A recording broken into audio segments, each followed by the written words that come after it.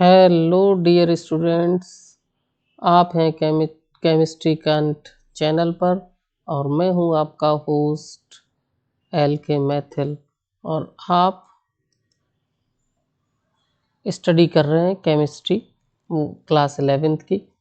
Unit है organic chemistry, some basic principles and techniques, और इसका टॉपिक है क्वांटिटेटिव एनालिसिस। क्वांटिटेटिव एनालिसिस और क्वालिटेटिव एनालिसिस में क्या फ़र्क होता है वो देख लेते हैं एक बार। सपोज करो कि मिल्क है,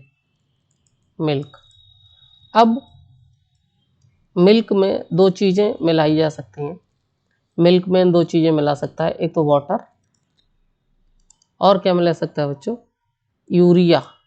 बहुत ही खतरनाक होती है जो कि मिलाई जाती है, हालांकि मिलाना नहीं चाहिए, लेकिन वाटर और यूरिया मिलाई जा सकती है। तो और मिल्क पाउडर भी मिलाया जा सकता है। मिल्क को गाढ़ा करने के लिए जो बाज़ार में मार्केट में मिल्क पाउडर आता है वो भी मिलाया जा सकता है। तो water, urea and milk powder मिलाया गया। अब अगर कोई क्वेश्चन करता है कि व्हाट इज मिक्स्ड, व्हाट, तो आप आंसर में क्या कहोगे, water, urea and milk powder. तो आपने उसकी क्वांटिटी नहीं बताई, सिर्फ ये बताया कि क्या उसमें मिलाया गया, यानी क्वालिटी बताई। मिल्क का जो क्वालिटी है वो अच्छी नहीं है क्योंकि उसमें ये चीज़ें मिली हुई हैं। तो व्हाट का आंसर जो उसमें प्रेजेंट है वो आया।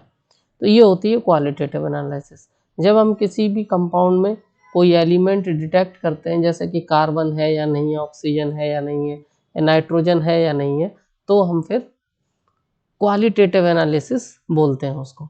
लेकिन अगर हम पूछें कि वाटर कितना मिलाया गया है, पर 100 ml मिल्क में कितना वाटर है, तब हम इसकी वाटर की क्वांटिटी को कैलकुलेट करना चाहेंगे। और इसलिए जो एनालिसिस होता है इस रेफरेंस में उसे बोलते हैं quantitative analysis, means how much. यहाँ पर क्या क्वेश्चन होगा, हाउ मच, कितना। तो कितना जब आए तो क्वांटिटेटिव, और व्हाट आए तो फिर क्वालिटेटिव एनालिसिस। अब देखो, क्वालिटेटिव एनालिसिस इस चैप्टर में पहले ही दिया जा चुका है, but this current topic is quantitative analysis. अब क्वांटिटेटिव एनालिसिस में हम लोग क्या, कौन कौन से एलिमेंट्स को हम क्वांटिफाई करेंगे, मतलब ये भी देखेंगे कि उसमें कार्बन अगर है तो कितना है, हाइड्रोजन है तो कितना है, and nitrogen if present then how much quantity is present in that compound, and likewise we can calculate the halogen, amount of halogen present in the organic compound, and then sulfur, phosphorus and oxygen. So first one is carbon and hydrogen, second is nitrogen. अब nitrogen में दो तरह से हम लोग इसको quantitative analysis कर सकते हैं, नाइट्रोजन की क्वांटिटी निकाल सकते हैं। एक तो ड्यूमास मेथड से और दूसरा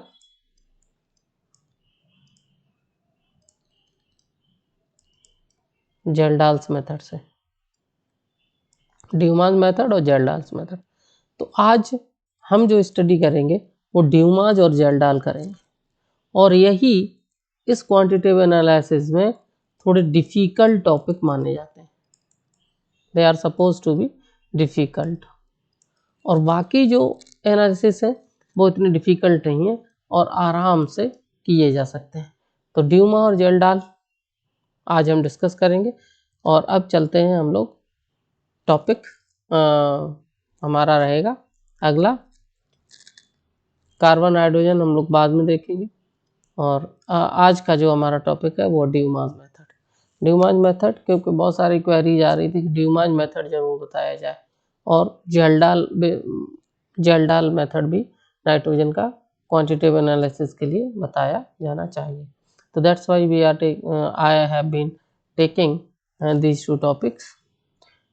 तो अब देखते हैं कि ड्यूमास मेथड क्या है, करते क्या है इसमें वो पहले समझेंगे और फिर देखेंगे कि क्वांटिटी इसकी कैसे हम कैलकुलेट कर सकते हैं। अब देखो होता क्या है कि ये एक फर्नेस है, फर्नेस मीन्स भट्टी, भट्टी का मतलब जहाँ पे आग वगैरह जलाई जाती है या गर्म किया जाता है। अब इसमें ये तो copper oxide means cupric oxide की गॉज है, ठीक है। इसके बाद CuO ऑर्गेनिक कंपाउंड, यहाँ पर हम ऑर्गेनिक कंपाउंड के साथ क्यूप्रिक ऑक्साइड मिला देते हैं। अब देखो कोई भी कंपाउंड जिसमें नाइट्रोजन है, सपोज करो कि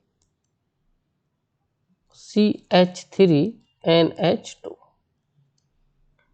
ये क्या है, मीथेनामाइन या मीथेन 1 अमीन, तो इसमें नाइट्रोजन प्रेजेंट है, नाइट्रोजन। अब इसी का हमें एनालिसिस करना है और इसी की क्वांटिटी हमें इस कंपाउंड में निकालनी है। अब देखो हम करेंगे क्या वो देख लो। पहले हम करते हैं कि इस कंपाउंड का ऑक्सीडेशन करते हैं, ऑक्सीडेशन के लिए हमें रिएजेंट चाहिए, तो वो है हमारा क्यूप्रिक ऑक्साइड। इसकी प्रेजेंस में ऑक्सीडेशन करता है। अब ये क्वेश्चन हो सकता है कि ऑक्सीजन की प्रेजेंस में क्यों नहीं करते, इसलिए नहीं करते क्योंकि CuO जो है कॉपर ऑक्साइड, ये सॉलिड है, इसे हैंडल आसानी से किया जा सकता है, ये स्टेबल है, तो हम आराम से इसकी क्वांटिटी को बाद में और पहले, रिएक्शन के बाद और पहले वे कर सकते हैं। लेकिन ऑक्सीजन को डील करना इतना आसान नहीं होता है, इसलिए हम क्यूप्रिक ऑक्साइड को एज ए ऑक्सीडाइजिंग एजेंट के रूप में लेते हैं। अब देखो अगर इसका ऑक्सीडेशन करेंगे तो क्या बनेगा, CO2, हाइड्रोजन का करेंगे तो वाटर, और जब नाइट्रोजन का ऑक्सीडेशन करते हैं तो ऑक्साइड्स बनते हैं नाइट्रोजन के,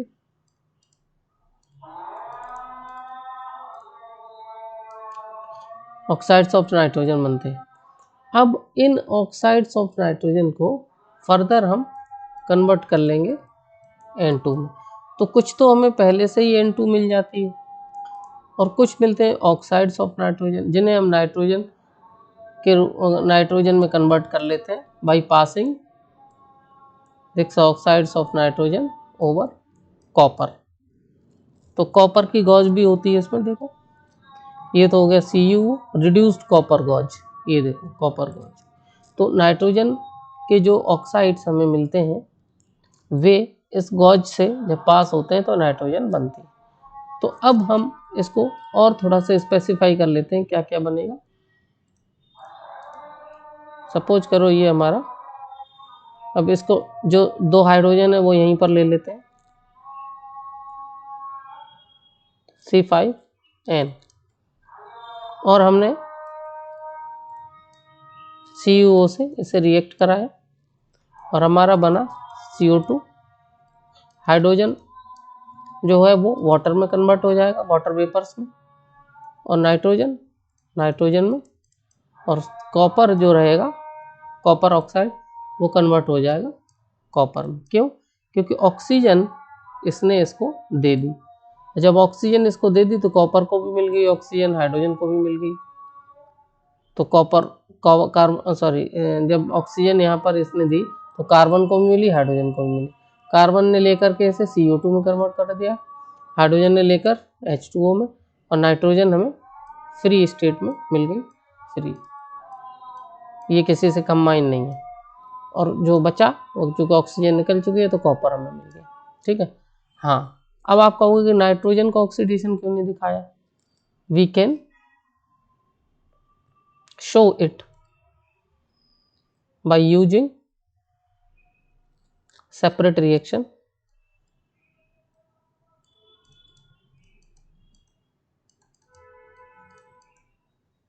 सपोज करो ये NO2 यहाँ पे बना, और ये NO2 जब पास होगा किससे, रिड्यूस्ड कॉपर गॉज है, ये कॉपर की गॉज है, कॉपर ऑक्साइड की नहीं, कॉपर की।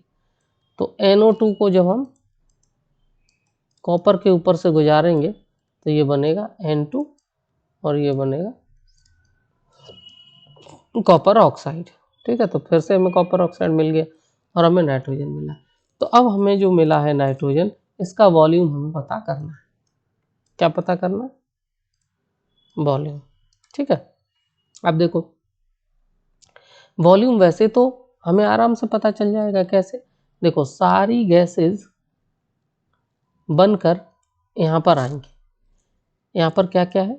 CO2 है, वाटर वेपर से N2 है।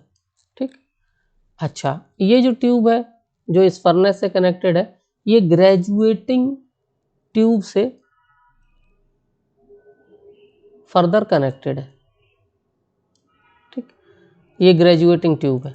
अब ग्रेजुएटिंग ट्यूब में क्या होता है? देखो, एक ग्रेजुएटिंग ट्यूब का मतलब ये होता है कि इसमें निशान बने होते हैं कि कितना वॉल्यूम कहाँ पर है। जैसे आपने मेजरिंग सिलेंडर देखा है ना, मेजरिंग सिलेंडर, उसमें भी इस तरीके के मार्क होते हैं कि ये 1 ml हो गया, ये 2 ml हो गया। तो यहाँ पर हम लिक्विड भर के पता कर सकते हैं कि कितना वो ml है, या कितना जितना भी लेना है उतना इसमें हम मेजर करके ले सकते हैं। ओके, तो इसी तरीके से ये ग्रेजुएटिंग ट्यूब है, इसमें भी मार्किंग होती है, ml की मार्किंग होती है, कितने ml कहाँ पर, राइट। एक स्केल है, वो भी वॉल्यूम का स्केल है, राइट। इसके बाद यहाँ पर हम होती है एक मरकरी। मरकरी की सील यहाँ पे लगी होती है। सील को देखो, गैस यहाँ पे आई, मरकरी को डिस्प्लेस करके इधर चली जाएगी, लेकिन वापस नहीं आ पाएगी क्योंकि ये तो फोर्स के साथ निकल रही है, इसलिए मरकरी को भी डिस्प्लेस कर दे रही है। हालांकि मरकरी देखो सॉलिड, मरकरी मेटल होता है बट वो लिक्विड स्टेट में, that's why gas can replace it, displace it. तो डिस्प्लेस करके ऊपर चली जाती हैं सारी गैसेस। ठीक है, लेकिन वो वापस नहीं आ पाएंगे क्योंकि फोर्स उतना नहीं है कि फर्दर इस मरकरी को डिस्प्लेस करके यहाँ पे जा सके। ठीक है, इसलिए अब क्या होगा, ये है KOH, पोटेशियम हाइड्रोक्साइड। ध्यान रखना, यही सब चीज़ें हैं जो सीखने वाली हैं, अदरवाइज फिर आप ड्यूमास मेथड नहीं समझ पाओगे। अगर एक एक चीज़ इसमें समझ जाओगे ना तो फिर तो बहुत आसान हो जाएगा, क्योंकि कॉन्सेप्ट क्लियर बहुत ज़रूरी है होना।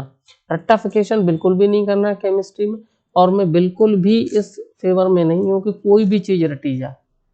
आई प्रोमिस यू, कोई भी टॉपिक होगा उसमें बहुत सारी समझने की चीज़ होती है, कॉन्सेप्चुअल होता है, कुछ ट्रिक्स होती हैं, वो हम अप्लाई करेंगे, and then we will able to understand each and every topic, and we can handle the questions around this topic. But I certainly condemn the rectification in the chemistry, right। अब देखो ये जो gases आई, इसमें KOH CO2 को absorb कर लेगा और H2O को, तो नाइट्रोजन यहाँ पर आ गई। अब ध्यान रखना कि पहले तो हम इसको पूरा भर लेंगे, ये बहुत इंपॉर्टेंट बात है, पहले तो हम इसको पूरा भर लेंगे, फिल कर लेंगे पूरा।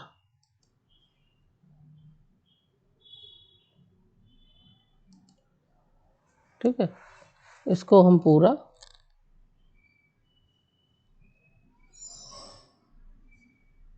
KOH से भर लेंगे। ठीक, अब जब ये नाइट्रोजन डिस्प्लेस करे, ये तो इसी में एब्जॉर्ब होगी CO2 और H2, और नाइट्रोजन ऊपर जा रही है, तो बबल इस नाइट्रोजन के जाएंगे और यहाँ पे ऊपर आएंगे, ऊपर आकर इसको थोड़ा नीचे की तरफ डिस्प्लेस करेंगे, क्योंकि ऊपर ये नाइट्रोजन भरती चली जा रही है, तो इसको तो जगह चाहिए ना, ऊपर तो ये बंद है, तो जगह कहाँ से मिलेगी, क्योंकि ये वाला KOH वाला जो ट्यूब है वो यहाँ से कनेक्टेड है, तो आराम से इसको नीचे की तरफ पुश कर सकती है। तो जब पुश करेगी तो ये वापस इसमें चला जाएगा, जहाँ से भरा था ना हमने KOH, वहीं वापस धीरे धीरे जाने लगेगा, और जितना भी नाइट्रोजन यहाँ इकट्ठा होगा उसी हिसाब से ये नीचे की तरफ खिसक जाएगा। अगर कम होगा तो इतना खिसक जाएगा, यहाँ तक भरे रहेगा, और अगर ज़्यादा होगा तो और भी नीचे आ सकता है। तो इस तरह से हम नाइट्रोजन की वॉल्यूम यहाँ से देख के पता कर सकते हैं कितना है, क्योंकि ये स्केल लगा हुआ है और जितना ये खाली खाली है ना ऊपर ये इसका हम पता कर लेंगे कितना वॉल्यूम है, तो वही उसका नाइट्रोजन का वॉल्यूम है, क्योंकि नाइट्रोजन ने ही भरे हुए इस कॉलम को डिस्प्लेस किया है। ठीक, तो इस तरीके से हम करते हैं। ठीक है, समझ लो। तो ये जो खाली हुआ है, ये जो खाली दिखाई दे रहा है, ये खाली नहीं है बल्कि बाद में हुआ है खाली। कैसे हुआ है? वो नाइट्रोजन यहाँ आती गई और ये नीचे की तरफ पुश होता गया। ठीक, अब देखो, अब नाइट्रोजन का वॉल्यूम तो हमें मिल गया, लेकिन ये नाइट्रोजन का वॉल्यूम हमें एसटीपी पर नहीं मिला। किस पर नहीं मिला? एसटीपी पर। ठीक, हमें चाहिए एसटीपी पर N2 एट वॉल्यूम ऑफ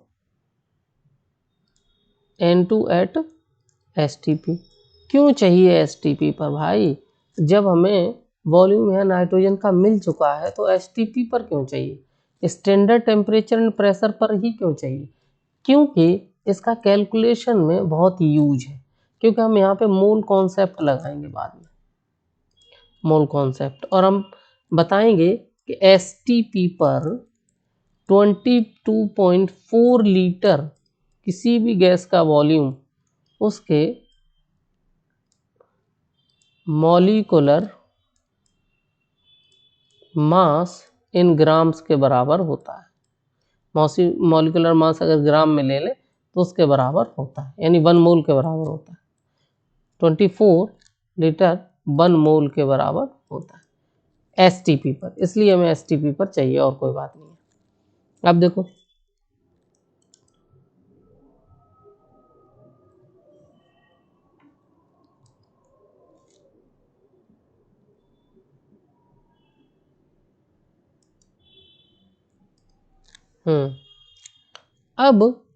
अब देख लेते हैं क्या है।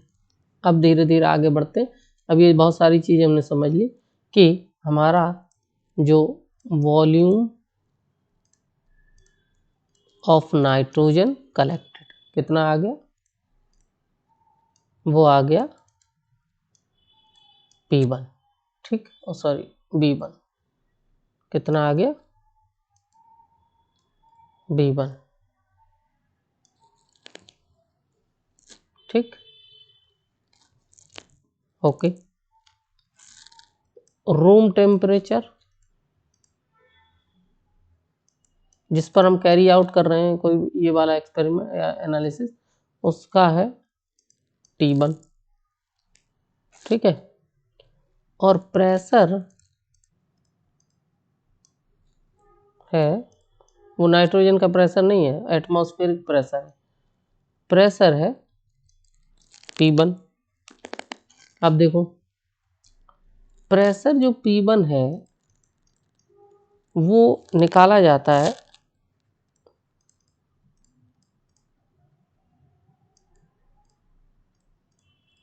Atmospheric pressure minus aqueous tension.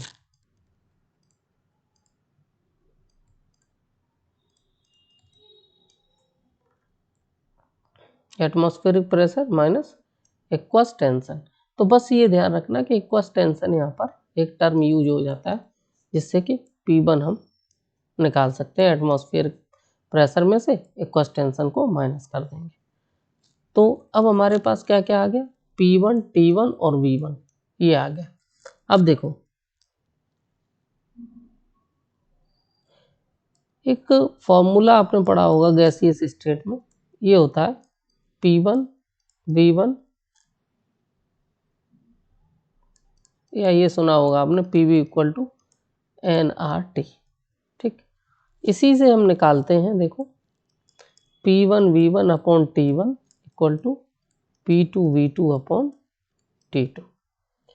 अब P1 V1 ये तो पता है कि P1 जो है प्रेशर है, एटमॉस्फेरिक प्रेशर है, लेकिन उसमें से थोड़ा कम कर देते हैं, एक्वस टेंशन जो है ना उसको हम माइनस कर देते हैं, तो वो आ गया रूम टेम्परेचर, ये हो गया। और ये है हमारा एसटीपी पर, एट STP। अब देख लो P1 V1 upon T1 equal to STP पर क्या क्या होता है, P2 होता है 760 mmHg। देखो 1 एटमॉस्फेयर, ये ध्यान रखना, 1 एटमॉस्फेरिक जो प्रेशर होता है वो 760 mmHg के बराबर होता है, इसीलिए हमने लिया 760, राइट। इसके बाद V2 हमें STP पर निकालना है, क्योंकि देखो V1 जो कलेक्ट हुआ था नाइट्रोजन, कहाँ पर, नाइट्रोजन यहाँ पे कलेक्ट हुआ था, तो वो तो हमें मिल ही गया, तो वो काम तो हमारा हो ही गया। लेकिन हम STP पर जानना चाह रहे हैं, ये एक हमारे लिए थोड़ा सा अगला पॉइंट है। तो V2 हमें STP पर निकालना है, एक अपॉन में क्या आ जाएगा T2, और T2 होता है आपका 273 केल्विन। क्यों होता है, क्योंकि देखो स्टैंडर्ड टेम्परेचर है 273 केल्विन, ठीक। तो STP पर ये वैल्यूज होती हैं, लेकिन हमें वॉल्यूम पता करना है कितना STP पर वॉल्यूम हमें मिला। तो अब हमें V2 इक्वल टू हो जाएगा, देखो 273 ऊपर लाएंगे, 760 नीचे जाएगा, यही हो जाएगा। तो हो जाएगा आपका P1 B1 इंटू 273 अपॉन 760, ये फॉर्मूला है हमारा V2 निकालने के लिए, B2 एट STP।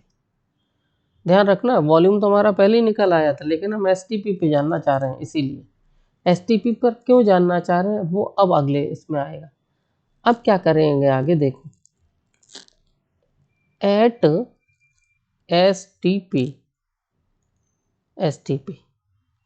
22.4 लीटर, इसको मिलीलीटर में कन्वर्ट करेंगे तो कितना हो जाएगा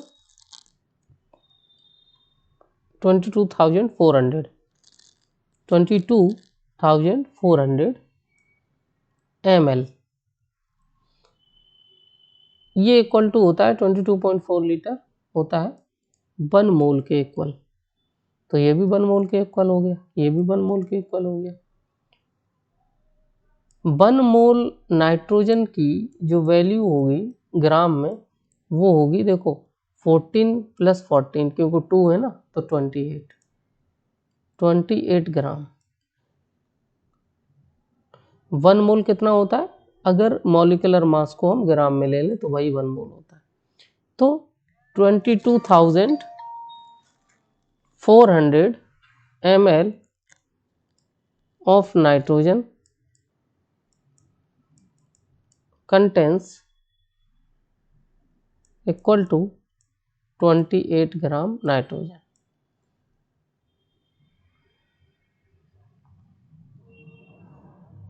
ठीक, यानी इतने वॉल्यूम में कितने ग्राम नाइट्रोजन होती है, 28 ग्राम।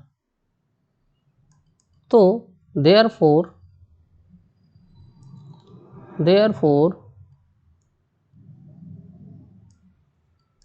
1 ml of N2 कितना होगा,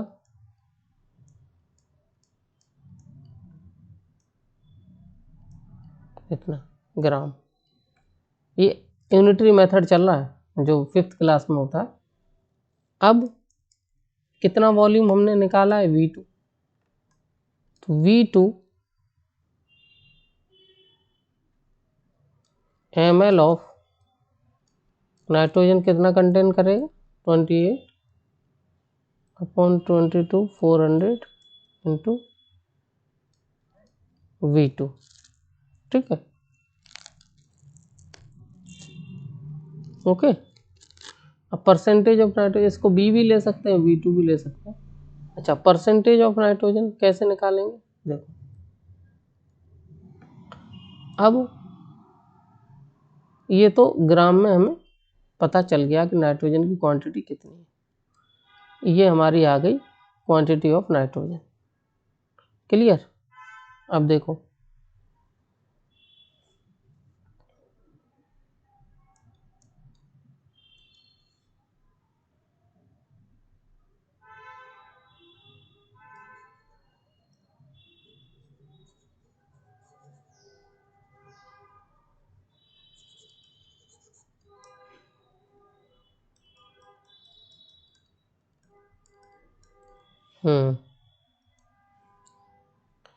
तो कैसे परसेंटेज कैसे निकालते हैं कि उस कंपाउंड का पूरे का मास कितना है और उसमें नाइट्रोजन का तो ग्राम यहाँ पर आ ही गया। तो क्या करेंगे कि परसेंटेज ऑफ नाइट्रोजन निकालने के लिए आप जानते हो ना, अगर परसेंटेज आप किसी सब्जेक्ट के परसेंटेज निकालो तो कितनी होती है, उस सब्जेक्ट में कितने मार्क्स आए अपॉन में क्या लेते हैं, टोटल मार्क्स। तो ये हो गया हमारे नाइट्रोजन की क्वांटिटी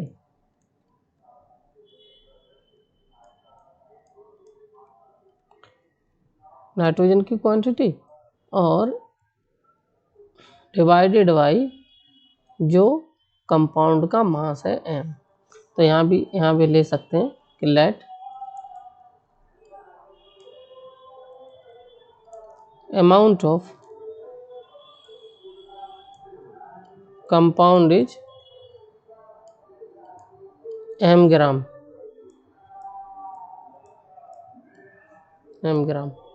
तो m हमने नीचे ले लिया और 100 से मल्टीप्लाई कर दिया। इसका मतलब देखो क्या हो गया, ये तो हो गई क्वांटिटी नाइट्रोजन की। इस नाइट्रोजन की क्वांटिटी को हमने टोटल कंपाउंड का वेट कितना है उससे डिवाइड किया और 100 से मल्टीप्लाई कर दिया। तो ये आपको फॉर्मूला याद रखना। एक तो ये,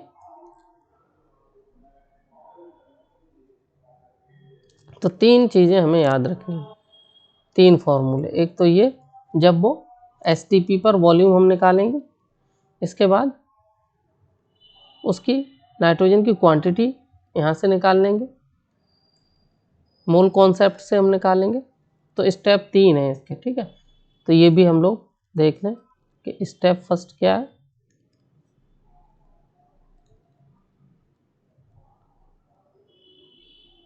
टू कैलकुलेट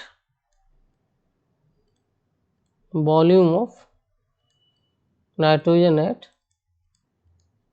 एसटीपी। स्टेप 2 क्या है,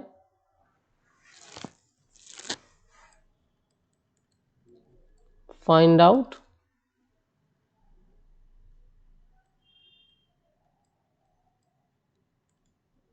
quantity in grams of quantity of nitrogen. Find out quantity of nitrogen in grams present in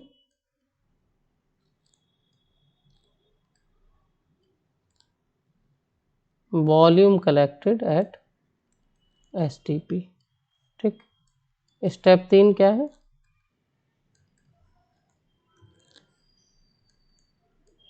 percentage of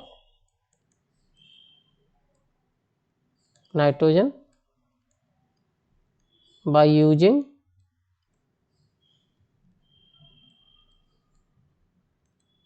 quantity calculated।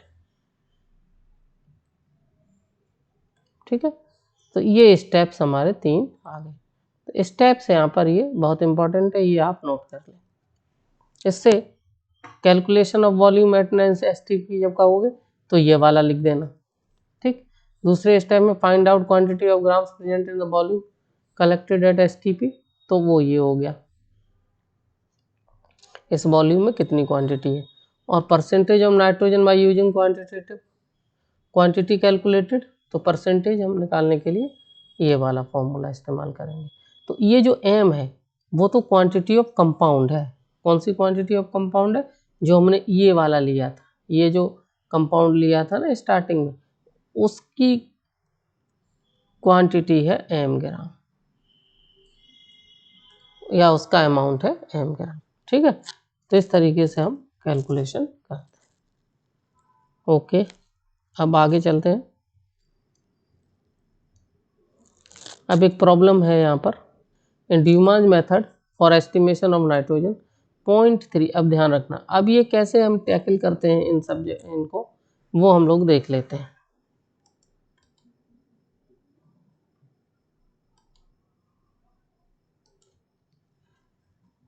देखो, इन प्रॉब्लम्स को या कोई भी न्यूमेरिकल, चाहे फिजिक्स का हो, केमिस्ट्री का हो, कुछ भी। अब हम उसे टैकल कैसे करते हैं वो देख लेते हैं। हम सबसे पहले जो जो चीज़ें दी हैं वो पहले लिखते हैं। तो in Dumas method for estimation of nitrogen 0.3 gram of organic compound, ठीक है। तो एम क्वांटिटी किसकी, ऑर्गेनिक कंपाउंड की, वो कितनी है 0.3 ग्राम या 3.3 gram. Compound gave 50 ml of nitrogen collected at 300 kelvin temperature and 715 mm pressure, ठीक। इतनी जो अमाउंट है, वो वॉल्यूम है, वो कलेक्ट किया गया। तो ये एसटीपी पर नहीं है, एसटीपी पे तो आपको निकालना पड़ेगा। तो ये किस पर है, सिंपल रूम टेम्परेचर पर। तो गेव 500 ml ऑफ नाइट्रोजन। तो V1 इक्वल टू हो गया 500 ml, T1 हो गया 300 kelvin and 715 mm pressure.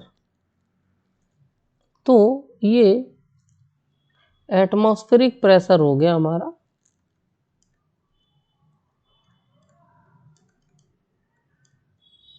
715 mm।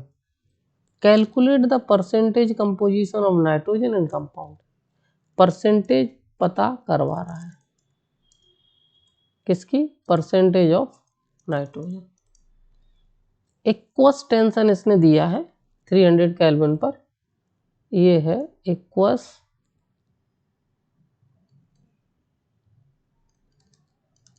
Tension है हमारी 15 mm, ठीक। तो अब हम P1 निकाल सकते हैं। P1 होता है एटमॉस्फेरिक प्रेशर माइनस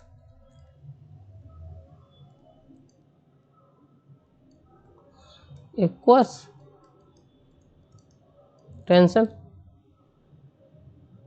ओके। तो एटमॉस्फेरिक प्रेशर हमारा कितना है 715 माइनस एक्वस टेंशन कितनी है 15, तो टोटल कितना हो गया 700 mm Hg, ठीक। अब हमारा स्टेप 1 क्या है कि एसटीपी पर वॉल्यूम कितना है, तो V2 क्या फॉर्मूला है, P1V1 into 273 upon 760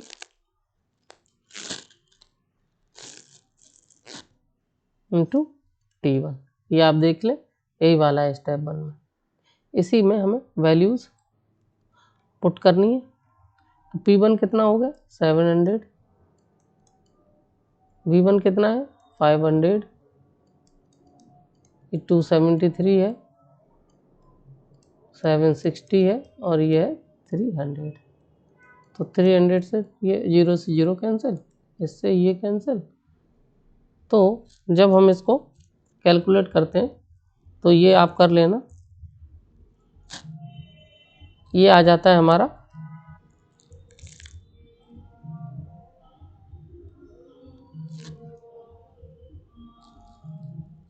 V1 50 ml था कि 500, 50 है सॉरी, ये यहाँ पे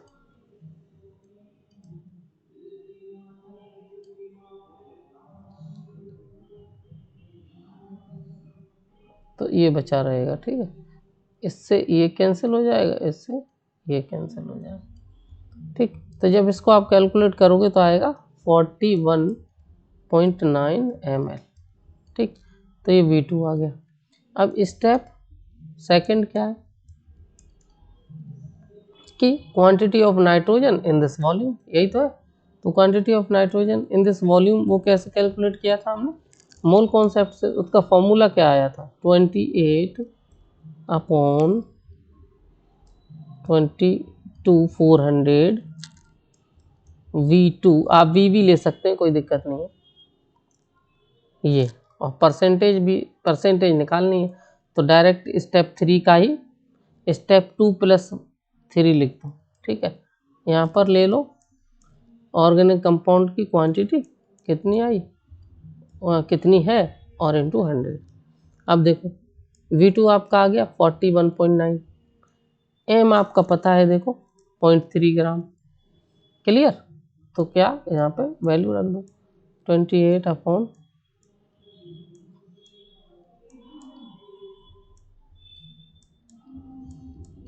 V2 है 41.9 100.3, ठीक। तो ये आ जाएगा हमारा, जब कैलकुलेट आप करोगे तो 17.46%। तो क्वांटिटी आ गई कि नाइट्रोजन कितने ग्राम है, तो वो अगर कैसे निकालोगे कितने ग्राम है 100 और इसे हटा देना, तो ये कितने ग्राम है वो आ जाएगी इस वॉल्यूम में। और अगर परसेंटेज निकालनी है तो फिर क्वांटिटी जो कंपाउंड की है वो नीचे रखनी पड़ेगी और 100 भी यहाँ रखना पड़ेगा, क्योंकि 100 में से निकाल रहे हैं, क्योंकि परसेंटेज है ना, तो परसेंट यानी 100 में से। ओके, तो ये आ गई क्वांटिटेटिव इसकी वैल्यू। ओके, इसके बाद हम देखते हैं जेल्डाल्स मेथड। अब जेल्डाल्स मेथड जो है वो थोड़ा बच्चों को टफ लगता है, उसमें हम कुछ चीज़ें ऐसी देख करेंगे ताकि ये आसान हो सके। क्या करेंगे वो देख लें।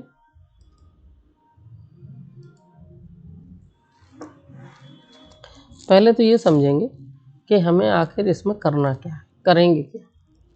हम लोग इसमें करते क्या है कि जो भी सपोज करो जो हमने अभी कंपाउंड लिया था CH5N, यही है कंपाउंड और इसमें नाइट्रोजन प्रेजेंट है।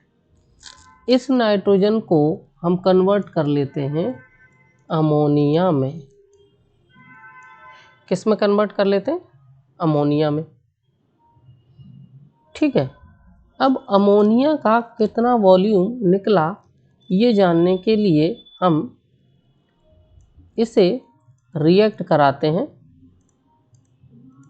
H2SO4 से, तब ये बन जाता है अमोनियम सल्फेट। क्या बन जाता है अमोनियम सल्फेट। अब ये कैसे पता चलेगा कि कितना वॉल्यूम H2SO4 का यूज हो गया, क्योंकि देखो ये इसके दो मॉलिक्यूल यूज होते हैं, क्योंकि अगर हम यहाँ पे बैलेंस इक्वेशन बैलेंस करें तो क्या होगा कि 2 मोल ऑफ या 2 molecule of NH3 are used to react with 1 molecule और 1 मोल ऑफ H2SO4, राइट। तो अगर हमें इसका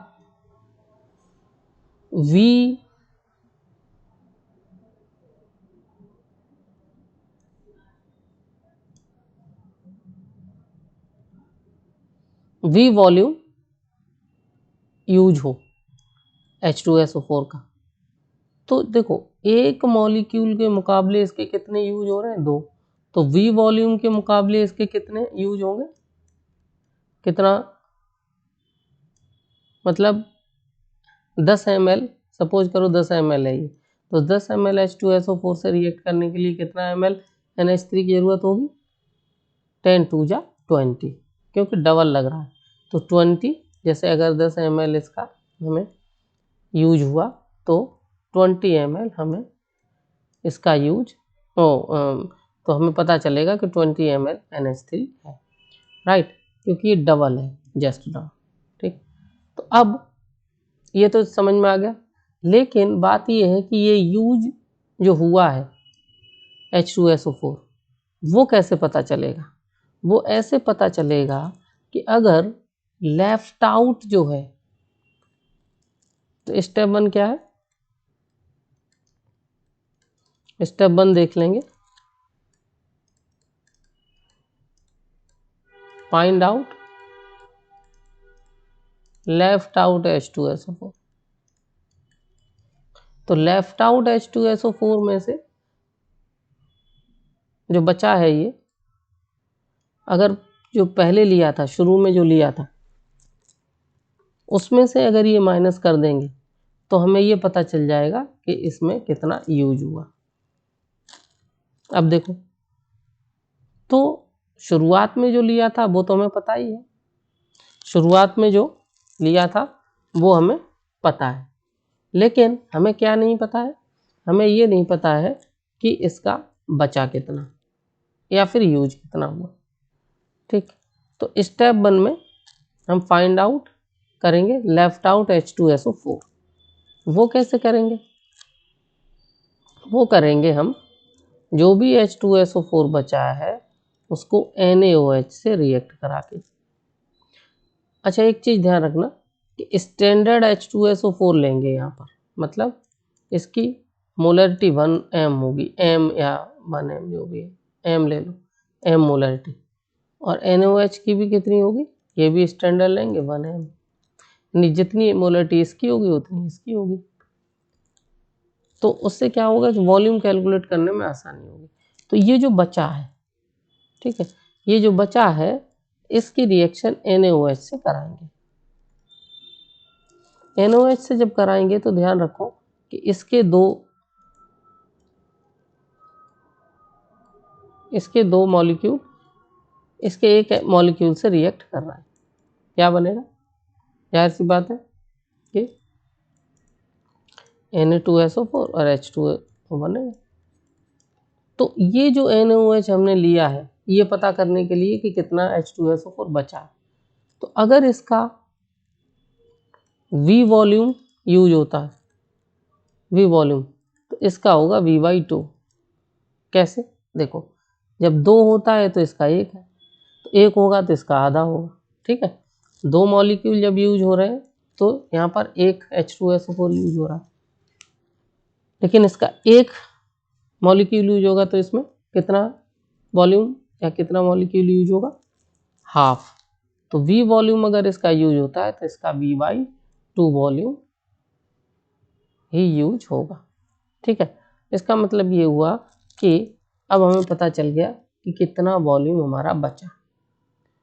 तो बचा तो है ये,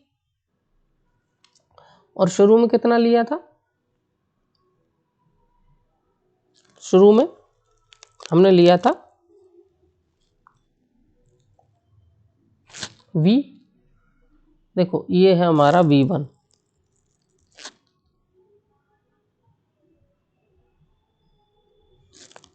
नहीं, ये V1 नहीं है, ये है V1, और शुरू में लिया था हमने V।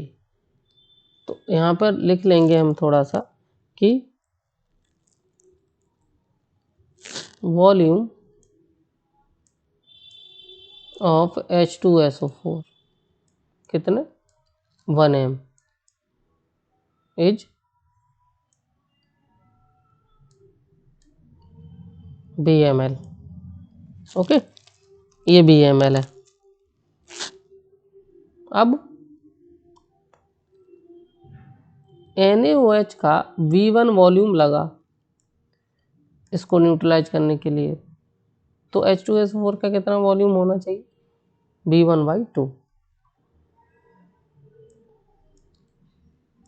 Volume of H2SO4 left, क्योंकि लेफ्ट वाले को ही तो NaOH टाइट्रेट कर रहा है, उसी को तो न्यूट्रलाइज कर रहा है, तो लेफ्ट आउट है ये। तो वॉल्यूम ऑफ H2SO4 लेफ्ट कितना है? V1/2। ठीक, तो यूज्ड कितना हुआ? इनिशियल वॉल्यूम ऑफ H2SO4 कितना है? BML। Volume of H2S left कितना है? V1/2 ml, क्योंकि V1 तो NaOH का है तो उसका V1/2 हो गया, हाफ। अब देखो यूज्ड,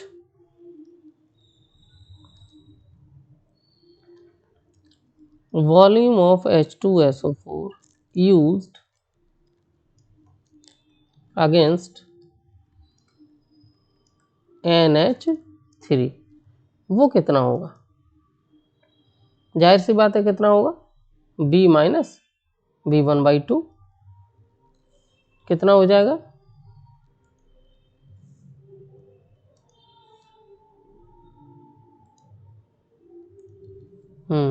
वो कितना हो जाएगा, b माइनस B1/2।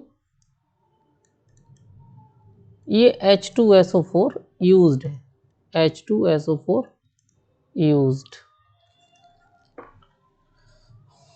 अब देखो, अब हमने अभी क्या बताया था, वॉल्यूम, यहाँ लिख दो volume of H2SO4 used against NH3। अब हमने एक और चीज बताई थी शुरू में कि 2NH3 के अगेंस्ट में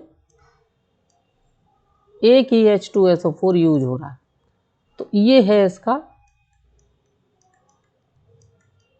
वॉल्यूम। तो इसका वॉल्यूम कितना होगा, 2b माइनस B1/2, ये वॉल्यूम होगा। ये वॉल्यूम हमें चाहिए, ठीक है। और इसकी मोलरिटी कितनी होगी, सबकी m ले रहे हैं तो इसकी भी m होगी, क्योंकि इसकी भी m है, मोलरिटी m है, ठीक। अब देखो, अब आगे बढ़ते हैं। तो ये हमारा मेन टारगेट था कि किसी तरीके से अमोनिया की वैल्यू पता चल जाए कि कितना वॉल्यूम उसमें मिला है। अब देखो यहाँ करते क्या है, वो एक बार फिर से देख लेते हैं। देखो यहाँ पर जो सब्सटेंस है ऑर्गेनिक कंपाउंड, जैसे कि हमने ये लिया, सॉरी CH5N ये लिया, कंसंट्रेटेड H2SO4 है, CuSO4 है, K2SO4 है, ठीक है। तो मेन है हमारा H2SO4। इसको हम डाइजेस्ट कर लेते हैं। डाइजेशन का मतलब क्या है, देखो इसमें गर्म करके इसको घोल लेते हैं। जो ऑर्गेनिक कंपाउंड आप जानते हो कि कम सॉल्युबिलिटी होती है, क्योंकि देखो ऑर्गेनिक कंपाउंड तो पेट्रोल डीजल है, तो पेट्रोल डीजल की पानी में सॉल्युबिलिटी क्या है, कुछ भी नहीं है, जीरो है, क्योंकि इमिसिबल है, वो घुलता ही नहीं है। तो इसीलिए इसको H2SO4 में और कुछ और भी कंपाउंड्स मिलाकर इसे गर्म करते हैं ताकि ये अच्छे से घुल जाए। अब इस डाइजेस्टेड यानी घुले हुए कंपाउंड को हम यहाँ ले जाते हैं। यहाँ पर हम क्या करते हैं कि यहाँ पर हम क्या करते हैं कि NaOH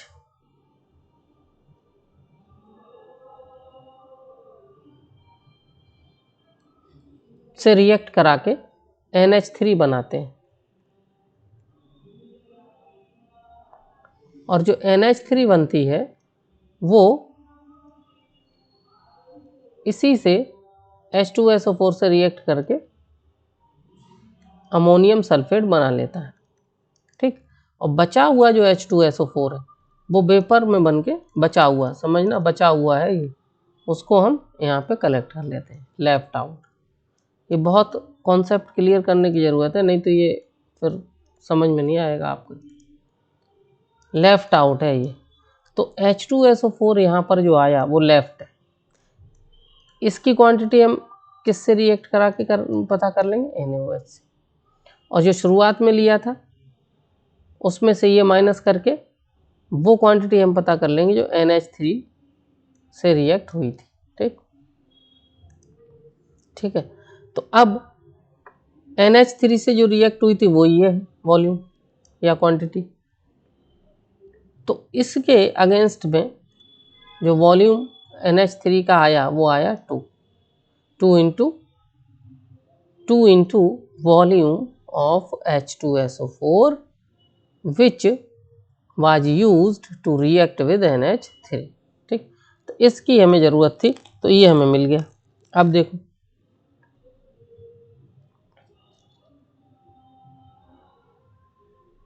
अब देखना कि फिर से वही मोल कॉन्सेप्ट यहाँ पर हम लगाएंगे। मोल कॉन्सेप्ट क्या, 22,400 ml of NH3 contains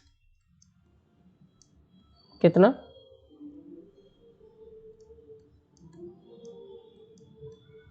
17 gram NH3, क्योंकि 1 मोल, देखो याद रखो कि 22.4 litre of any gas contains equal to 1 mole of that gas. ये होता है मोल कॉन्सेप्ट, क्योंकि 22.4 लीटर किसके बराबर होता है, 1 मोल के। तो 22.4 लीटर एनी गैस कंटेंस 1 मोल। अब 22.4 लीटर को क्या लिख सकते हैं, 22,400 ml, ठीक है, ऑफ NH3 कंटेंस कितनी, 17 ग्राम NH3। कैसे, NH3 का मॉलिक्यूलर वेट कितना है, नाइट्रोजन का 14, हाइड्रोजन का 3, एक होता है वैसे 3 इसमें है, तो इसलिए 17, ठीक। तो 17 मॉलिक्यूलर वेट आया, उसी को अगर ग्राम में ले ले तो 1 मोल हो जाता है। तो 1 मोल क्या है, उस मॉलिक्यूलर वेट को हमने ग्राम में ले लिया, तो 17 ग्राम NH3।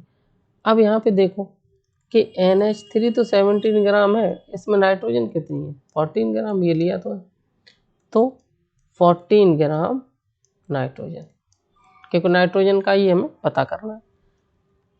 और ये है of NH3 of ml of NH3 of m molarity, molarity. अच्छा, मोलरिटी क्या होती है, मोलरिटी होती है number of moles in 1 litre. अगर 1 मोल है 1 लीटर में तो 1 मोलरिटी 1 हो गई, 2 मोल है तो 2 मोलरिटी। इस तरीके से number of moles in 1 litre. तो NH3 of m molarity contains 14 gram. Therefore 1 ml of NH3 of m molarity कितने हो जाएगा, 14 इंटू m molarity। अब 1 ml लिया है तो नीचे ये वाला आ जाएगा 22,400, ओके, ये आ गया। देयरफॉर कितना वॉल्यूम है, V minus V1 upon 2 ml of m mole, m molarity,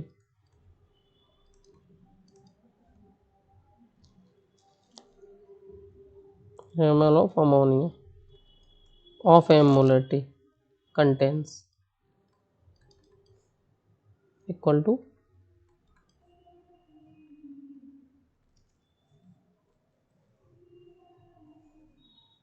यहाँ पे कर लेते हैं, contains 14 इंटू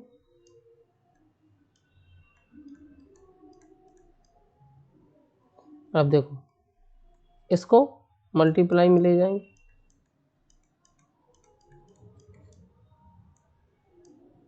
ठीक, तो ये हो गया कितने ग्राम।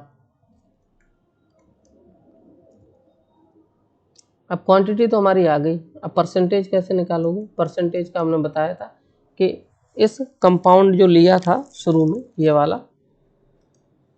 वाला इसका मास कितना है, सपोज करो m ग्राम है, ठीक है। तो ये मैं बाद में ही बता रहा हूँ क्योंकि उसकी यहीं पर ज़रूरत पड़ती है। ये कैपिटल में ले लो बच्चों, क्योंकि वो कन्फ्यूजन होगा फिर। ये है कैपिटल में, सारी मोलरिटी कैपिटल में, ठीक।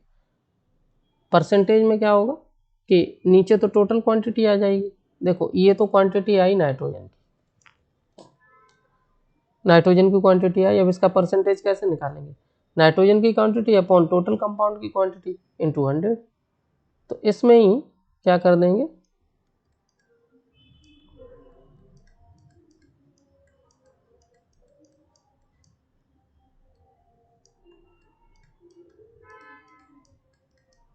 m into 100।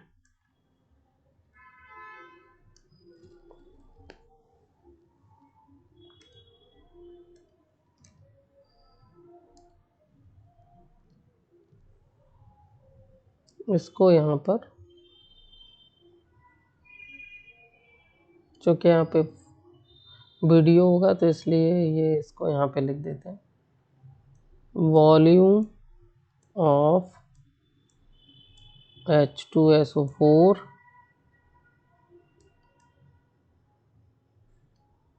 of m molarity equal to B ml। volume of H2SO4 left B1/2, ठीक। फिर उसके बाद तो दूसरे पेज पर आ ही गया था, इसमें तो नहीं कुछ ऐसा आ रहा है जो, अच्छा यहाँ पर ये आ गया जी, इसको यहाँ लिख देते हैं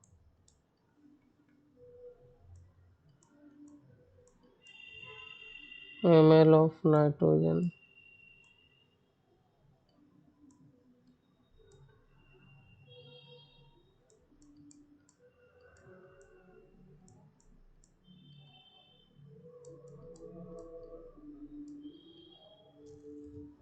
यहाँ पे आ रहा होगा, ठीक। ये वाली चीज़ यहाँ पे लिख, ठीक। तो इस तरीके से ये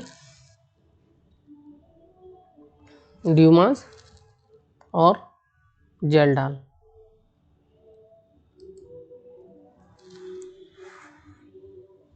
अब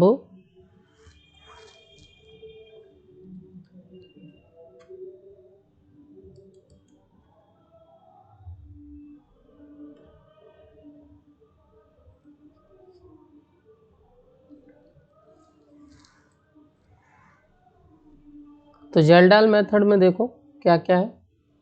यहाँ पर 14 तो आपको जानते ही हो कि नाइट्रोजन का मॉलिक्यूलर वेट, एटॉमिक वेट है, मॉलिक्यूलर वेट है।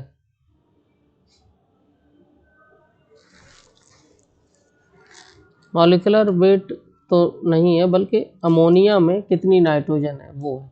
तो नाइट्रोजन का एटॉमिक वेट कितना होता है, एटॉमिक मास, वो होता है 40, नाइट्रोजन का एटॉमिक मास, ठीक।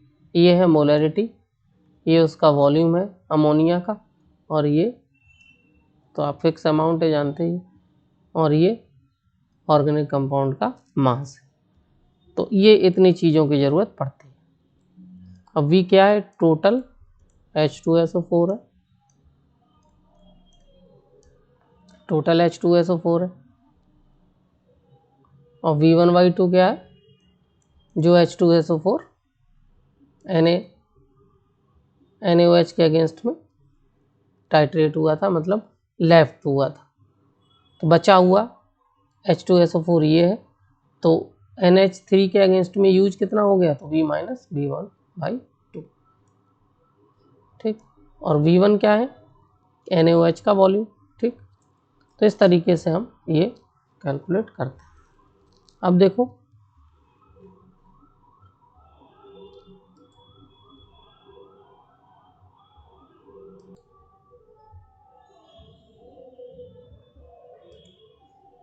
हाँ जी, तो ये आ गया हमारा एक न्यूमेरिकल है जो कि बेस्ड है जेल्डाल मेथड। तो अब इसको कैसे टैकल करेंगे वो देखते हैं। कोई भी न्यूमेरिकल हो तो उसे हम कैसे टैकल करते हैं, पिछले उसमें भी देखा और आज अभी भी देखेंगे। During estimation of nitrogen present in an organic compound by Kjeldahl's method the ammonia evolved from 0.5 gram of compound.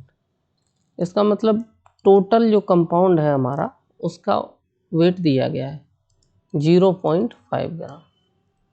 In Kjeldahl's estimation of nitrogen neutralised 10 ml of ammonia जो निकली उसने कितने को न्यूट्रलाइज किया 10 ml। तो यहाँ पे देखो अमोनिया के अगेंस्ट में जो H2SO4 यूज हुआ है वो सीधा सीधा दे दिया, कितना हुआ 10 ml। Find out the percentage of nitrogen in the compound. अब बड़े इंटरेस्टिंग बात है कि यहाँ पर जो V1 वगैरह था उसका कोई यूज यहाँ नहीं होगा। क्यों नहीं होगा? क्योंकि V1 था NaOH का। अगर बचा हुआ है H2SO4 हम अगर वो बचा हुआ होता रिमेनिंग, तब उसे हम NaOH से एस्टिमेट करते, NaOH के अगेंस्ट में न्यूट्रलाइज करके, तब वो हमें पता लगाते कि H2SO4 बचा कितना। लेकिन यहाँ और बचा हुआ फिर टोटल में से माइनस कर देते तो यूज्ड वाला आ जाता।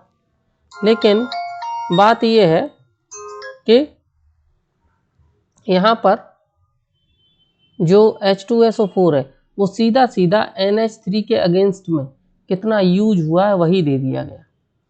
तो अब 10 ml जब ये यूज हुआ है तो NH3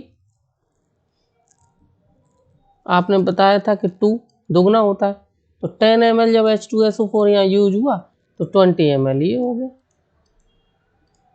20 ml क्या NH3 यूज हो गया। NH3 20 ml है, उसके अगेंस्ट में 10 ml हमारा, उसके अगेंस्ट में 10 ml हमारा यूज हो रहा है। तो इस तरीके से हमने देखा कि 20 ml हमारा वॉल्यूम आ गया। अब हमारा फॉर्मूला क्या है वो देख लो, सीधे फॉर्मूला लगा देंगे परसेंटेज का। परसेंटेज निकालनी है तो परसेंटेज कैसे निकालेंगे? Percentage of nitrogen 14 into 14 into, देखो ये फॉर्मूला था ना, कहाँ गया ये वाला, 14 इंटू में m, तो मोलरिटी है 1 तो 1 आ जाएगा। 2V माइनस V1 बाई 2, ये जो है हमारा वो वॉल्यूम है जो NH3 का है। तो NH3 का 20 ml आ गया, 1 इंटू 20 ml, और m कितना है 0.5। तो यही परसेंटेज आ गई, ये आ गई हमारे 56.0 कैलकुलेट कर रहे हैं। Thank you. आई होप कि ड्यूमाज और हमारा जो जेल्डाल मेथड है वो अच्छे से समझ में आ गया होगा। तो स्टेप बाय स्टेप इसे करेंगे और 2-3 बार करीब इसको देख लेंगे ताकि अच्छे से क्लियर हो जाए। Thank you for watching my video and अगर आपको अच्छा लगा हो तो ज़रूर लाइक करिए, और अगर नहीं अच्छा लगा हो तो सजेशन लिख दें कमेंट बॉक्स में, और अच्छे से आपको लेकर आएंगे, क्योंकि केमिस्ट्री रटने की चीज़ नहीं है, समझने की चीज़ है। Thank you, have a nice day.